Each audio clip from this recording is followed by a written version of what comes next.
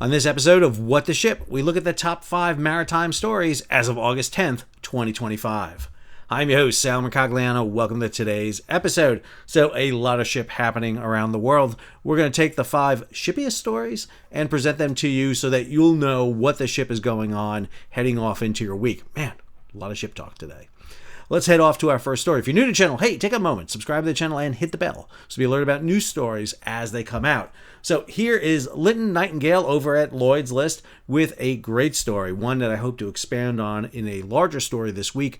Transpacific spot rates near pre-Red Sea crisis level despite aggressive capacity cuts. Okay, what's going on? So obviously we have the Houthis in the Red Sea. That has artificially escalated or increased rates because of the larger route to go around Africa. So the Transpacific rates lost further ground this week despite continued efforts to curb capacity. What does curbing capacity mean? Blanking sailings, canceling sailings, and blank sailings have nearly doubled since mid-June. What the ocean carriers are trying to do is reduce capacity, thereby keeping rates up high. Now, the ocean carriers will tell you they never manipulate rates. They don't work together in a cartel. There's no cartels going on here. There's no cartels here. What they're actually trying to do is cut back capacity, thereby keeping those rates artificially high. According to Linton, spot rate declines expected to continue through Q3, the third quarter, and fourth quarter, so the second half. If we look at the Shanghai Containerized Freight Index, the SCFI, you'll notice here back in January of 2023, the rates for China to the U.S. East Coast was just under $3,000 a box. China to U.S. West Coast was about $8,000 a box. Now, I should note, those 2023 levels are really interesting because what we saw was those rates were coming down to a point where they're actually almost like pre-COVID levels. And that's something we hadn't seen. Remember, we had this huge, massive spike during the supply chain crisis where the ocean carriers, the top 10 big ocean carriers that carry 85% of all containers, made more profits in 2021 and 2022 than they had done in the previous decade combined. And you can see where the Houthi make their appearance right here, January of 2024. We get that first spike up here, and then it plateaus back down, and then a much larger spike here that happens in the summertime when we saw an escalation in attacks, and then it comes back down again, and then we see a third point here, and then it plateaued. And this is the area we thought we were going to be here in early 2025, with those U.S. East Coast rates hanging right around $3,000 and the U.S. West Coast rates hanging right around $1,500. But then we had a big spike here in about May or June, and now we're back down to the levels we see right now. And there's a lot of factors that are applying here. Obviously, the Houthis are still a big factor with those 2 sinkings, the Eternity Sea and the Magic Seas, but also, obviously, the Trump tariffs are playing a big role. And that elongated freight route going around Africa is a big player in that. Story number 2 takes us to the Arctic. China deploys 5 icebreakers near Alaska in an unprecedented Arctic move.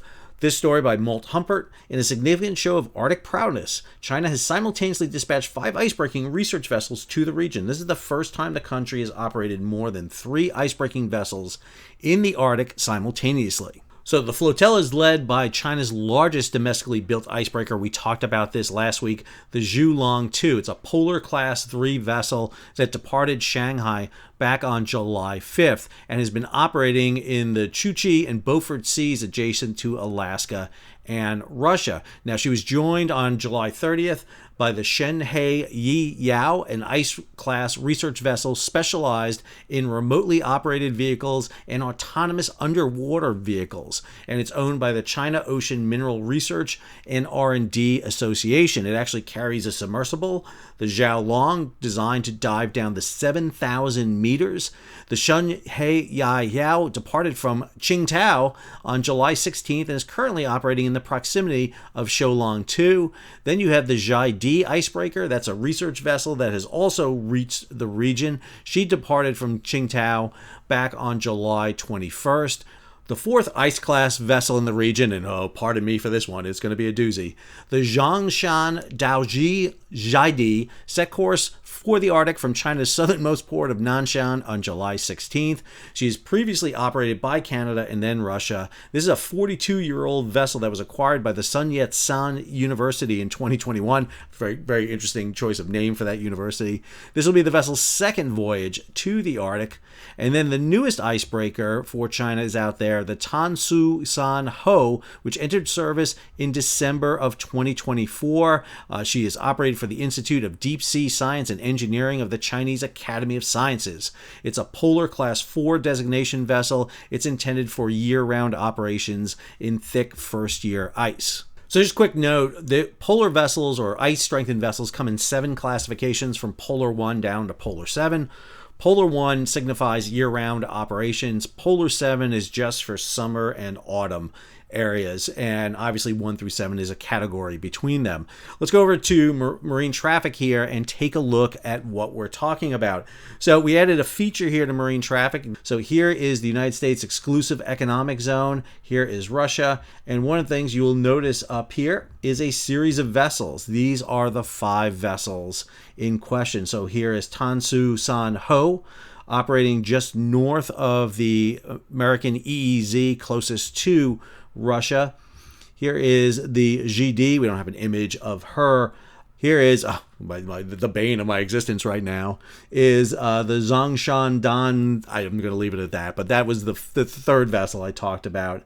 And then up here, close together, are the 2 other vessels. Here is the Zhulong 2. This is the one that the Healy and the U.S. Coast Guard C-130J intercepted within the U.S. EEZ. And then the other ship that's with it is the Shanghai Yi Hao. This is the one with the submersible on board.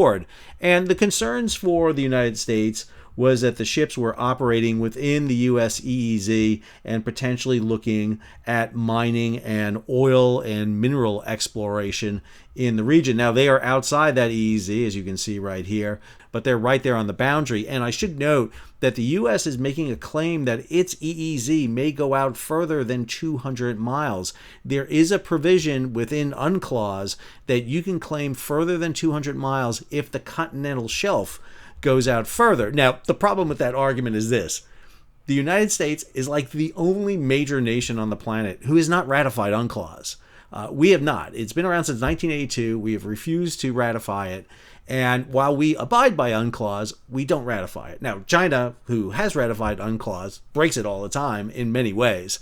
But they are sitting there outside the EEZs doing exploration, which by the rules right now is legal. But the U.S. is keeping an eye on them.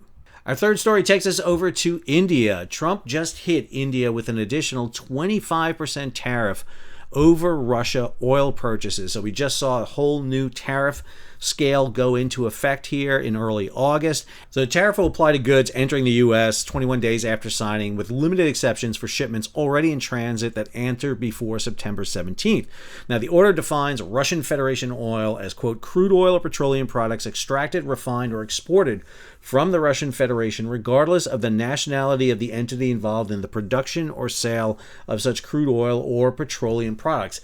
It also addresses indirectly importing through intermediaries or third countries where the origin of the oil can be reasonably traced to Russia. The order also establishes a framework for monitoring other countries potentially importing Russian oil and authorizes similar tariffs. This goes back to the fact that India, in particular, has been benefiting greatly from Russian oil.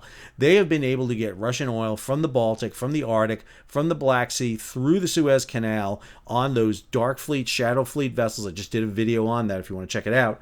Come through the Red Sea, right to India, take that oil, refine it, and actually ship it back to Europe as refined products because it's no longer sanctioned at that point. So India has been benefiting by this greatly. However, this tariff can have some big implications. We have seen an uptick in cargo coming from India with the tariffs that was imposed against China. Also, we had some arms sales in works with India. India is potentially a great ally to have in this region, particularly because of so much trade going through here. but this has the potential to cause a major disruption with India. Let's not forget, India is going to be the most populous country in the world. It is the largest English-speaking country in the world. It's also the largest English-speaking democracy in the world. And so, being on the right side of India is not a bad thing. Our fourth story takes us to Malaysia. Sam Chambers over at Splash 24/7 had this story. Malaysia cracks down on illegal ship-to-ship transfers.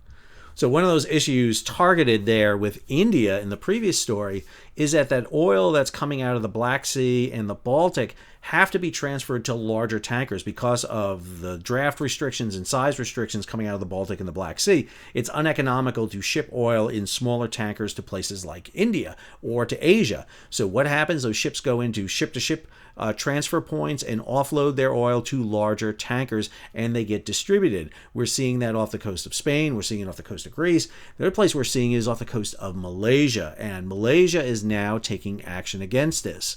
According to the story, Malaysia has introduced new regulations to combat illegal ship-to-ship transfers in its territorial waters. Under the new rules, vessels caught conducting unauthorized ship-to-ship operations will face immediate detention, with the release process expected to take weeks. The Malaysian Maritime Enforcement Agency has been tasked with stricter monitoring across the country's territorial waters.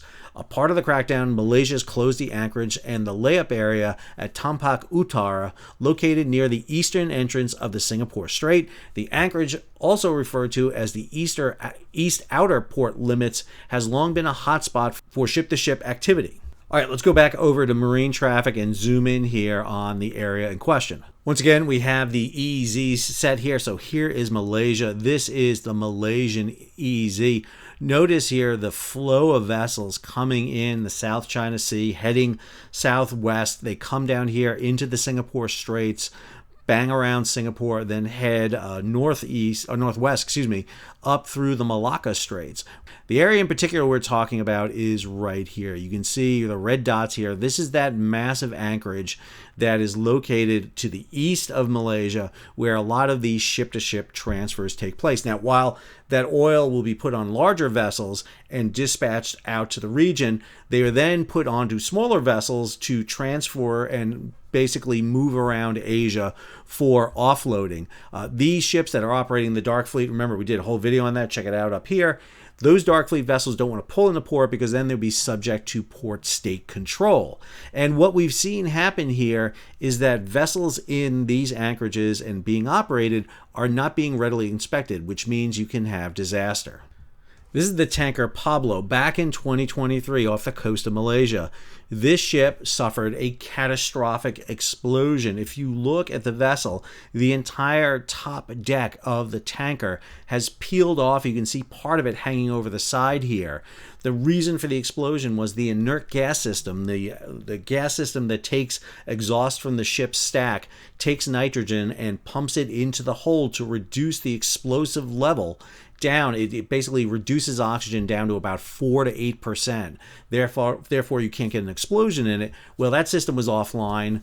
It was not coming into port to get inspected, so therefore it was not really being pressed to go ahead and change the inert gas system. They suffered a catastrophic explosion that peeled the top deck off this vessel. 2 crew members were killed, and Malaysia was forced to deal with the issue of having to scrap this vessel. This is what they're trying to prevent happening. Fortunately, the vessel was empty at the time. It was gas filled. It was not full of fuel, but if you have an accident with one of these fully fueled vessels, the potential here is catastrophic. So Malaysia is trying to clean up its anchorages. Finally, the last story.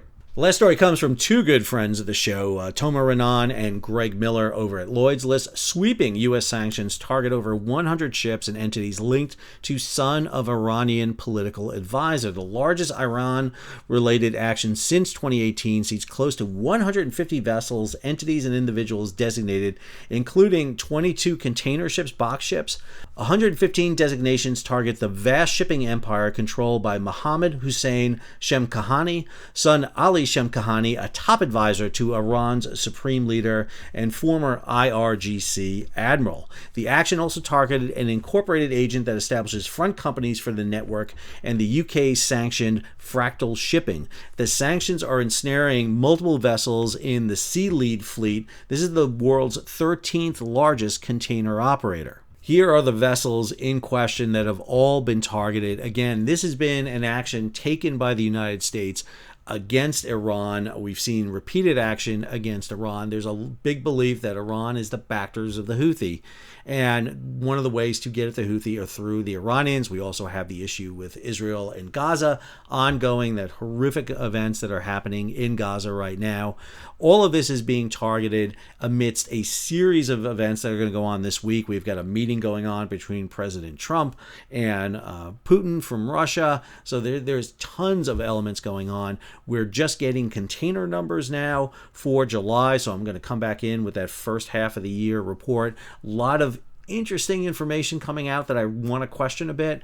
Everybody's predicting a really bad end of 2025, but when you look at the first half of 2025, it's not matching up right now. We're going to break that down in more detail for you. I hope you enjoyed today's episode. If you did, hey, take a moment, subscribe to the channel and hit the bell so be alerted about new videos as they come out. Leave a comment, share it across social media, and if you can, support the page. How do you do that? Well, you can hit the super thanks button down below or head on over to Patreon and become a monthly, yearly subscriber. Until the next episode, this is Sal, signing off.